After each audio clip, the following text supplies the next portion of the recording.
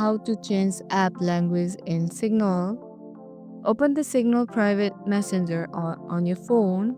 Want to switch Signal to your favorite language? Let's do it. Tap your profile icon at top left corner to open settings.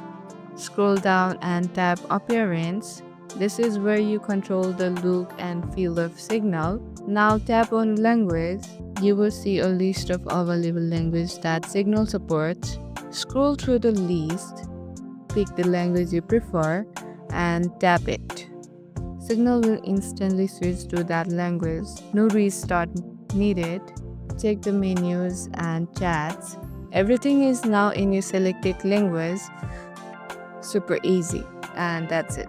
Changing the app language in Signal takes just a few taps. If this tutorial helped, hit like, subscribe, and share it so your friend can also use Signal in their favorite language. Happy chatting and thank you for watching.